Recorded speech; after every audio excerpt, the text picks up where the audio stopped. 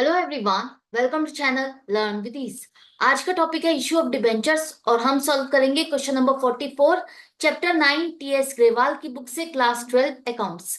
Online sessions online classes के लिए आप मुझे स्क्रीन पर दिए गए नंबर पर व्हाट्सएप कर सकते हो अपना नाम और क्लास।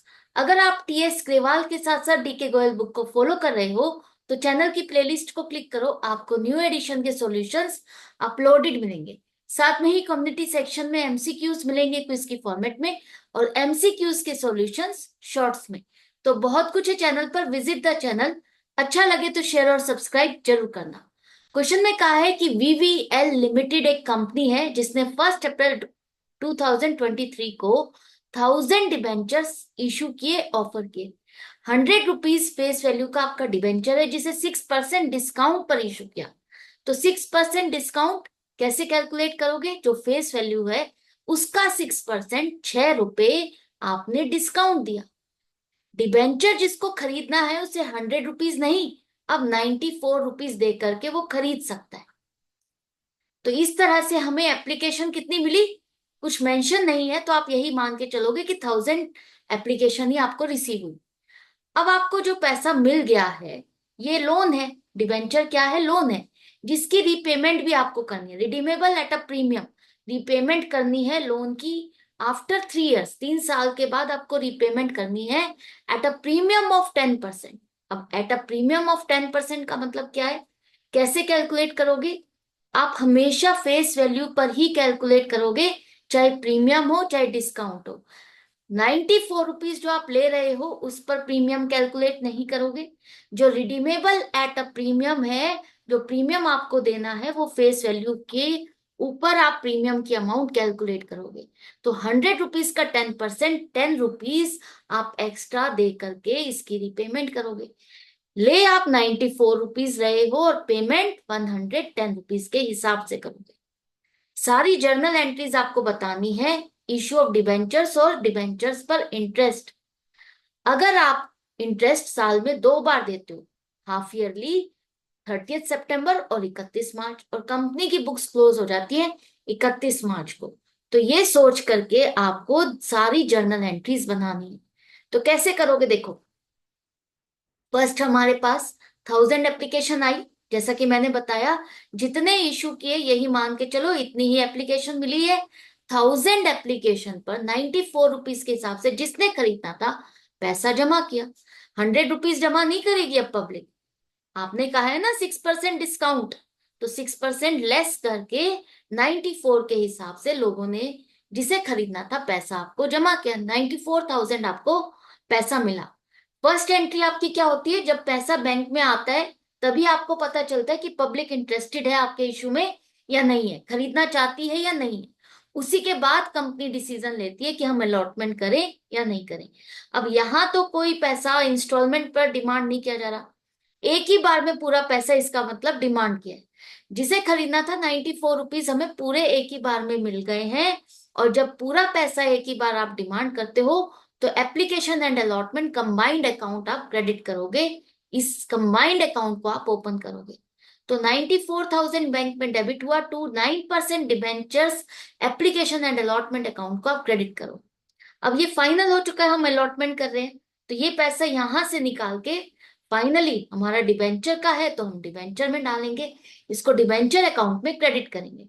तो टू 9% डिबेंचर अकाउंट आपका 94 के हिसाब से नहीं होगा क्रेडिट, हमेशा डिबेंचर अकाउंट आपका फेस वैल्यू के हिसाब से क्रेडिट होगा। तो 1000 debentures multiplied by 100, 1 lakh rupees, इसका मतलब आपने लोन लिया है। लोन की अमाउंट 94,000 नहीं मानी जाएगी। आप 94 रुपीज ले रहे हो लेकिन आपने चीज अपनी कितने की दी है? 100 रुपए की। तो 100 रुपए के हिसाब से आपका लोन 1 लाख रुपीज है, जिस पर आप इंटरेस्ट कैलकुलेट करोगे 9% के हिसाब से, 94,000 पर नहीं। अब ये 6 रुपए का जो आपको वो डिस्काउंट देने पर नुकसान हुआ, तो 1000 डिबेंचर 6 रुपीज के हिसाब से 6000 का नुकसान हुआ। ये कंपनी का नुकसान है, उसने अपना सामान सस्ते में बेचा, तो कंपनी अपनी बुक्स में रिकॉर्ड करेगी discount on issue of debentures account debit करो 6000 से। ये तो आपको समझ में आ गया। इसके बाद जो हमें रीपेमेंट करनी है 3 साल के बाद, उस टाइम पर भी आपको 10 रुपए एक्स्ट्रा देने हैं। जैसा कि मैंने आपको बताया था, 94 रुपीज लेकर के आप 110 रुपीज दोगे, तो टोटल लॉस कंपनी को कितना हो रहा है? 16 रुपए का, 16 रुपीज का लॉस है। 16 रुपीज का टोटल लॉस है, तो 6 रुपीज तो डिस्काउंट आपने दिया, और 10 रुपीज जो एक्स्ट्रा प्रीमियम रिपेमेंट के टाइम पर दोगे, वो लॉस आज ही आपको पता है कि हाँ, मुझे रिपेमेंट के टाइम पर 10 रुपए एक्स्ट्रा देने हैं। टोटल कितना बनेगा वो भी आपको पता है, 1000 डिवेंचर्स पर 10 रुपए एक्स्ट्रा देने हैं तो 10,000 रुपए, और डेफिनेट है इतना देना ही देना है। तो जब डेफिनेट है, कैलकुलेटेड है, आपको ये देना ही है, तो ये आप अमाउंट लॉस की जिस साल आप अलॉटमेंट करते हो डिवेंचर्स, उसी साल इसको रिकॉर्ड करते हो, due to convention of conservatism, जो कि कहता है कि खर्चा अगर आपको पता है, कंफर्म्ड है, तो आप उसको बुक्स में उसी टाइम पर रिकॉर्ड करोगे जिस टाइम पर आपको ये पता है, डेफिनेट है। इनकम नहीं, इनकम जब तक एक्रू या रियलाइज नहीं होती, हम तब तक बुक्स में रिकॉर्ड नहीं करते।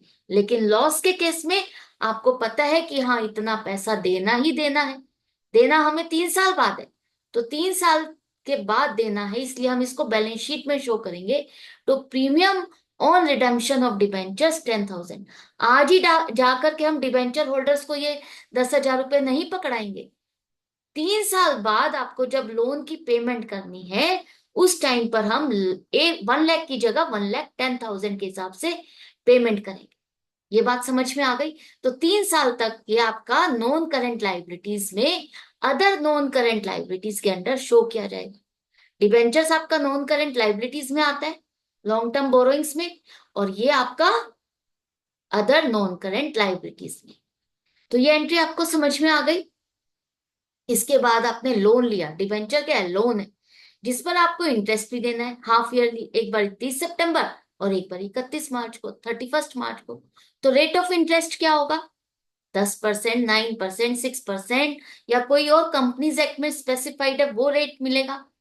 कंपनीज एक्ट में कोई भी रेट स्पेसिफाइड नहीं है डिबेंचर्स पर इंटरेस्ट का। ये जो नाम से पहले जो रेट ऑफ इंटरेस्ट है, ये परसेंटेज, यही आपका रेट ऑफ इंटरेस्ट है। 9% के हिसाब से हम इन डिबेंचर्स पर इंटरेस्ट देंगे, और कौन सी अमाउंट? जो अमाउंट आपने डिबेंचर अकाउंट में क्रेडिट की है, 1 लाख पर। तो 30 सितंबर तक 6 महीने का इंटरेस्ट इन डिबेंचर्स पर ड्यू हो गया, क्योंकि आपने 1 अप्रैल को इशू किया। 1 अप्रैल से 30 सितंबर तक इन सभी डिबेंचर होल्डर्स को इंटरेस्ट मिलेगा। तो कितनी अमाउंट पर दोगे आप? 1 लाख लोन है, तो 1 लाख लोन पर 6 मंथ्स का 9% के हिसाब से 4,500 रुपीज का इंटरेस्ट दिया जाएगा। तो interest on debentures account debit करो 4,500 टू डिबेंचर होल्डर्स। किसको देना है? डिबेंचर होल्डर्स को। तो टू डिबेंचर होल्डर्स अकाउंट 4,500। ये एंट्री समझ में आ गई? इसके बाद हम ये इंटरेस्ट की पेमेंट करेंगे। इंटरेस्ट ड्यू है तो पेमेंट करोगे डिबेंचर होल्डर्स को। तो क्या एंट्री बनेगी? डिबेंचर होल्डर्स अकाउंट डेबिट, इनका अकाउंट क्लियर हो जाएगा, पेमेंट कर रहे हो टू बैंक अकाउंट। हमेशा पेमेंट बैंक से ही होगी, कैश में आप जाकर के इंटरेस्ट नहीं बांटोगे। तो टू बैंक अकाउंट आप क्रेडिट करो 4,500 से। 30 सितंबर की एंट्री हो गई आपकी। इसके बाद आपको 31 मार्च को 6 मंथ्स का और इंटरेस्ट देना है। जो आपने अभी इंटरेस्ट दिया है वो तो आपने सितंबर तक दिया है, हमें अब कब तक का देना है? 31 मार्च तक। तो नेक्स्ट 6 मंथ्स का इंटरेस्ट 1 सितंबर से 31 मार्च का इंटरेस्ट आपका बन जाएगा 4,500 रुपीज। तो ये भी अब आपको देना है। तो फर्स्ट एंट्री बनेगी interest on debentures account debit, खर्चा है, डेबिट करोगे। किसको देना है? डिबेंचर होल्डर्स को। Bank account, sorry, to debenture holders account credit करो 4,500। हम सीधा सीधा भी कर सकते हैं interest on debentures account debit to bank account, right? तो हम अब इस एंट्री को करते हैं debenture holders account debit to bank account 4,500। ये पैसा हमने पे कर दिया, डिबेंचर होल्डर्स को इंटरेस्ट पे कर दिया। अब ये देखो, आपके खर्चे वाले अकाउंट 3 हो गए, नॉमिनल अकाउंट, जो कि आप बैलेंस शीट में शो नहीं करोगे, बैलेंस शीट में उनका बैलेंस ट्रांसफर नहीं होगा। तो उनका क्या किया जाएगा? उन्हें हम जैसे देखो, हम एंड में क्या करते हैं, लेजर अकाउंट पे जितने भी अकाउंट्स होते हैं उनके बैलेंसेस को या तो बैलेंस शीट में ट्रांसफर करते हैं, या खर्चे या नुकसान फायदे वाले अकाउंट्स को क्या करते हैं, उनका बैलेंस, उनको उनके बैलेंस को हम कहाँ ट्रांसफर करते हैं, प्रॉफिट एंड लॉस अकाउंट में। तो ये आपके तीनों अकाउंट खर्चों के हैं, एक्सपेंसेस के हैं, नॉमिनल अकाउंट है, तो इनको आप क्लोज करोगे। क्लोज करने के लिए कहाँ ट्रांसफर करोगे, एक चीज को खाली करना है तो किसी दूसरी चीज में तो ट्रांसफर करना पड़ेगा ना। तो उसी तरह से इन अकाउंट्स को खत्म करने के लिए, क्लोज करने के लिए, खाली करने के लिए हम यहां से ये बैलेंस एक्सपेंसेस है तो statement of profit and loss में डेबिट करेंगे।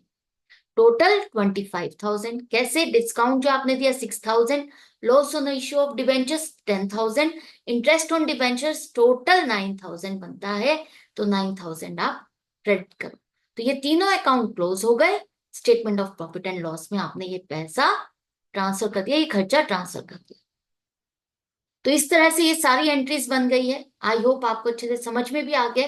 तो इसी तरह से कनेक्टेड रहो, सीखते रहो, समझते रहो। मिलते हैं हम नेक्स्ट वीडियो में नेक्स्ट क्वेश्चन के साथ। Good bye and take care.